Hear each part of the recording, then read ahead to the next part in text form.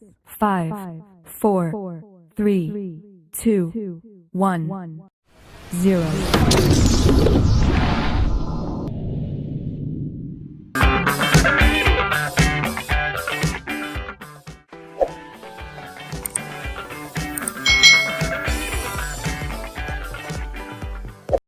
Good morning, students. How are you today? It is very happy to meet you again in this lovely Thursday, 21st of January 2021.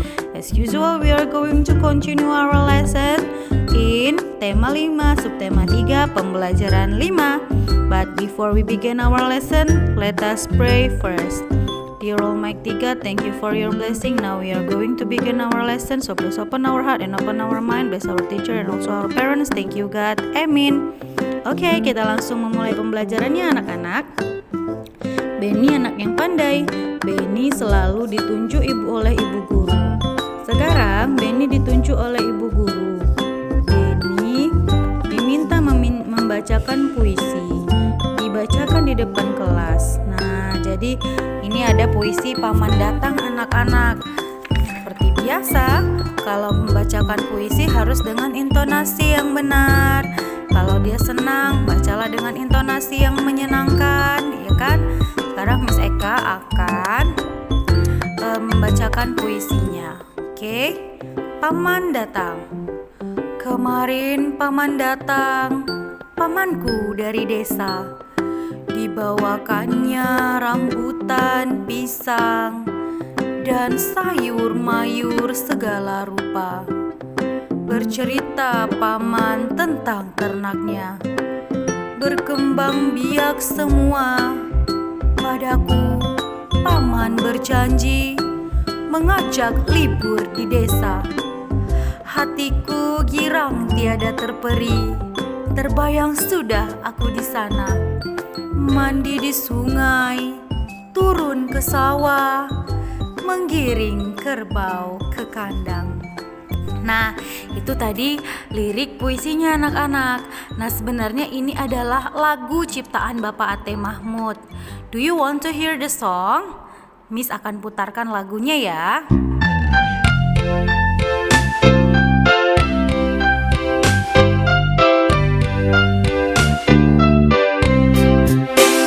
Kemarin paman datang, pamanku dari desa.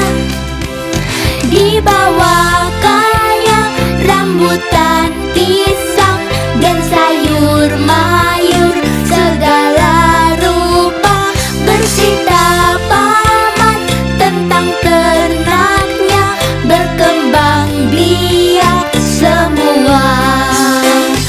Padaku paman berjanji mengajak libur di desa. Hatiku girang tidak terperi. Terbayang sudah aku di sana. Mandi di sungai, turun ke sawah, menggiring kerbau ke kandang. Kemarin paman datang, pamanku dari desa. Dibawakannya rambutan, pisang, dan sayur mayur segala rupa. Bercerita paman tentang ternaknya. Berkembang biak semua. Bercerita paman tentang ternaknya. Berkembang biak semua.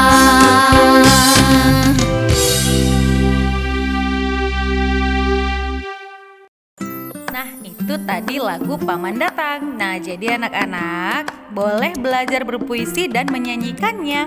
Nah, seperti yang Miss Eka bilang, setiap kali puisi pasti punya kata-kata indah. Sekarang kita akan mencari kosakata baru dari puisi yang tadi kita bacakan tentang Paman Datang. Nah, yang pertama itu ada kata paman. Ayo anak-anak, semua pasti punya paman ya. Nah, paman artinya adik laki-laki ayah atau ibu. Nah, mereka biasa kita panggil paman. Lalu ada kata sayur mayur. Nah, sayur mayur ini selalu kita temukan setiap hari di rumah. Kita selalu memakannya agar sehat. Nah, sayur mayur itu adalah daun-daunan seperti sawi, tumbuh-tumbuhan seperti toge, polongan seperti kacang kapri atau buncis, dan sebagainya yang dapat dimasak. Kemudian ada juga kata ternak. Nah, hewan ternak contohnya ayam, bebek, sapi, babi, dan juga domba.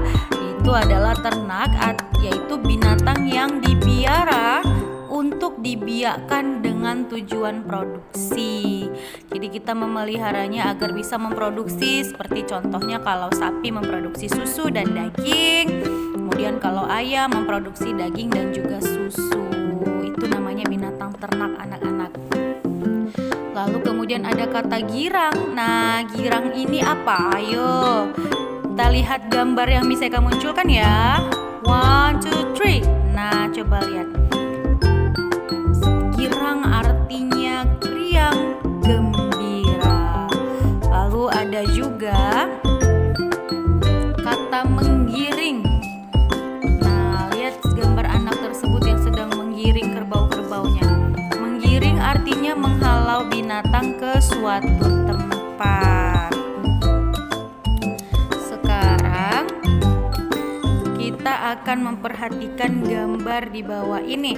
Nah, ini adalah gambar apa? Ayo anak-anak Miss, siapa yang ingat? Itu adalah gambar kepala banteng. Kepala banteng itu melambangkan sila nomor berapa ya? That's good. Sila keempat, yaitu apa ya isinya? Coba dipikirkan. Nah, Benny dan teman-temannya akan belajar PPKN. Satu kelas Benny akan belajar musyawarah. Musyawarah untuk mencapai kata mufakat. Benny dan temannya perlu semangat kekeluargaan.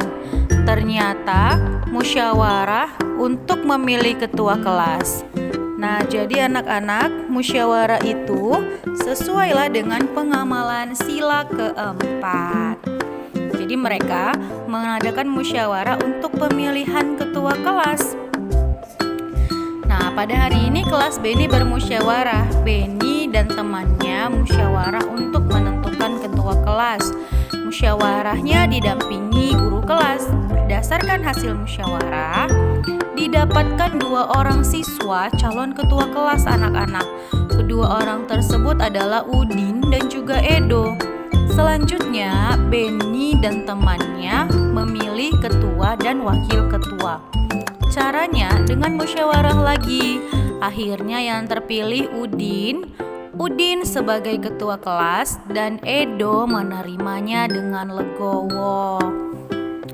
Jadi anak-anak, dalam setiap pengambilan keputusan sebaiknya dilakukan dengan cara bermusyawarah sehingga pendapat dari tiap-tiap orang bisa didengarkan, dan ketika ada seseorang yang tidak diterima pendapatnya, dia bisa menerima dengan lapang hati atau legowo.